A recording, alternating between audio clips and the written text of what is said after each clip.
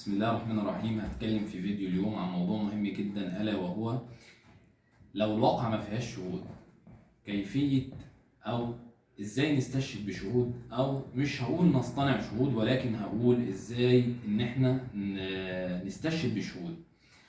هنفرض على سبيل المثال إن شخص ما مستلف منك مبلغ وليكن 400,000 جنيه، وعند السداد ماطل في السداد او تعثر مرضيش يسد او ايا كان، بغرض ان هو في نيته ما يسدش، ايا كان بقى. يعني هو استلف منك مبلغ 400,000 على اساس ان هو يسده ليك وما سدش. في الحاله ديت ما كانش فيه شهود بينكم. في الحاله دي ان ما كانش فيه شهود بينكم خالص. ازاي بقى احنا هنا نستشهد في الواقعه دي بشهود؟ خليك بقى معايا وركز كده. هتستشهد بشهود في الواقعه دي. هندخل في الموضوع الاستاذ فلان والاستاذ فلان. هتقول لهم والله ان انا الشخص الفلاني استلف مني 400,000 جنيه، وكلموه ان هو يسد المبلغ ده. طبعا الاستاذ فلاني والاستاذ فلاني هيروحوا للشخص اللي انت مسلفه الفلوس اللي ما سدكش، هيقولوا ان الاستاذ كان سلفك مبلغ، والمبلغ ده انت ال 400,000 انت ما سددتش الشخص ده.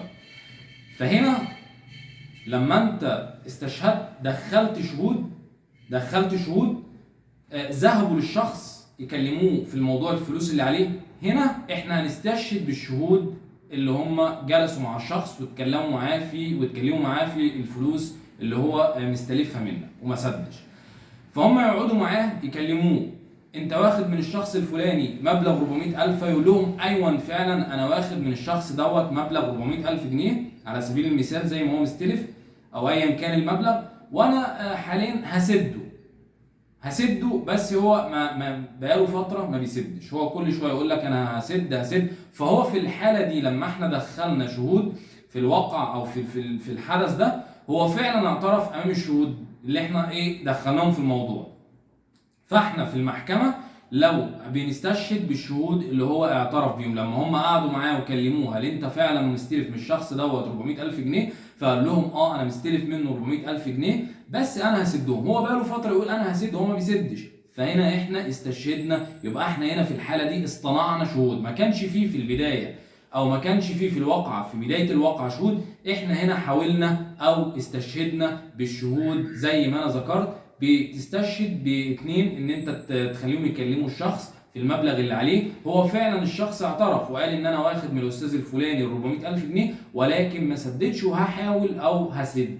فاحنا هنا الاستاذين دول احنا بناخدهم هنا كشهود وبندخلهم معانا في الموضوع. يبقى احنا اصبحنا ان احنا ما كانش فيه شهود في البدايه، وهنا اصطنعنا شهود او دخلنا شهود. بناخد الشهود دول، بناخد في الحاله دي شهود وبنستشهد بيهم. ففي الحاله ديت مش هقول ان احنا اصطنعنا شهود، بس هقول ان احنا دخلنا شهود بطريقه ثانيه. هتقول لي بس الحاله ديت ان هم مش شهود للواقعه.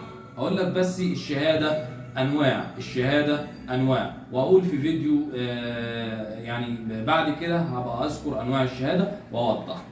وتحياتي لحضراتكم جميعا.